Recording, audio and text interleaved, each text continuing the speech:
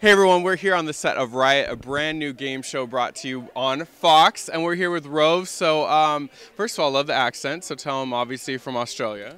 Oh, my accent. Yeah. I thought your accent. No, I know it sounds like I have an accent to you, but to them. It's funny when you come to a new country and discover that everybody has an accent. Yeah. Because when I grew up, I never had an accent. And then I moved to America, and now I have an accent. I didn't even study or anything.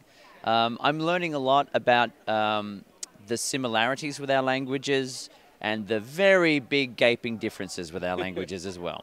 Well, hopefully you won't say anything on camera on the show that, you know, doesn't translate over well. You'll be fine. I think I've already said 3 things that will probably, that's got the lawyers a little bit nervous, but I think we'll work through it. If not, I think it makes for entertaining television. Absolutely. Now, Riot, obviously this is going to be in the U.S., but Riot's already an international hit. Have you seen any of the other shows? Yeah, I've seen the French version, which is the original. And that is quite chaotic. Yeah. Not to say ours is not chaotic. Ours is very, very messy. A lot messier. We have a lot more food that gets thrown around, both backstage and on camera as well.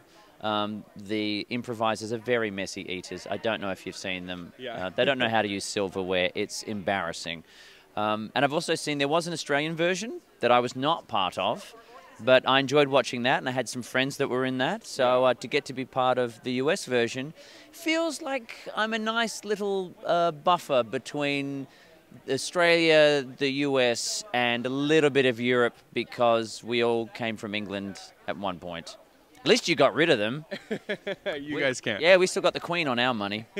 Now, you tell us a little bit about your involvement in the show. I'd rather not. Okay, but I will. No, okay, Chris, I will. Well, I'm the host, which means I have to try to keep the chaos organized as best as possible. It does also mean that I am the one who, when someone is on trying to improvise a scene on a set that's on a 22-degree angle and they're slipping and sliding around, I can make it even worse for them by demanding that they do something else at that point, like try to place an item way up the top of the set, which, while it's being shot, looks like it's level.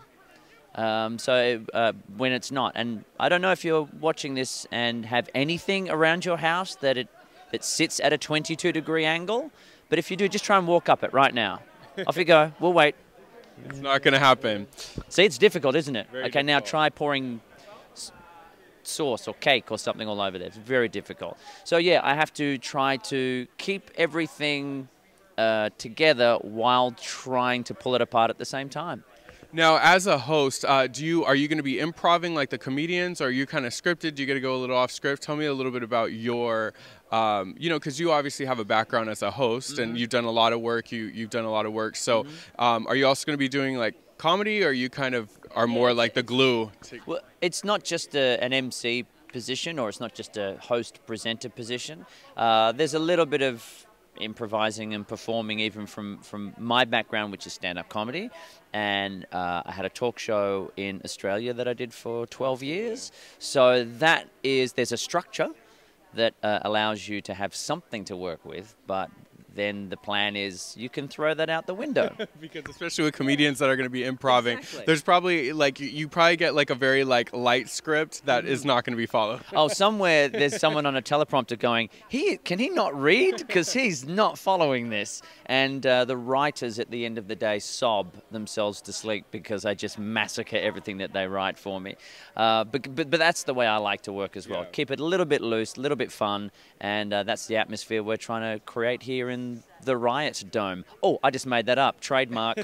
Hashtag trademark. Now, lastly, trademark. Lastly, what do you find is for the comedians? You're very is like, good, by the way, very professional. Thank you. You just got a quick wind up off camera, and you went straight into your last question. If that was me, I'd be like, I'm not done yet. Lastly, what do you find is the biggest challenge for the comedians? Because there's a lot going on the set. Which one do you think is going to be the biggest challenge for these comedians to try to act and improv and have to face? Well, obviously we have our slideshow set, which is probably the most obvious one. But there's another one called In the Dark. A-R-K, dark. Yeah. I know it sounds like in a duck when I say it, and we're not doing that. So it's a scene that's being played out in a room that has absolutely no light in it whatsoever. We use night vision cameras to see what's going on, but the performers in the scene have no idea where they are, what else is in there. They have to feel their way around to make it happen. That, to me, is the most difficult one we put them in. Well, you know what? You are good because you absolutely make this show. You sold this show. So make sure you're watching Riot when it comes out on Fox and the Night Vision. You won't? You're not going to watch your own show? I know how it ends, so don't spoil it for anyone. All right, make sure you watch it. And we have Rove hosting, and it's going to look like a good show. We can't wait to see you on it, man. Thank you so much for talking with us. Thanks for having me.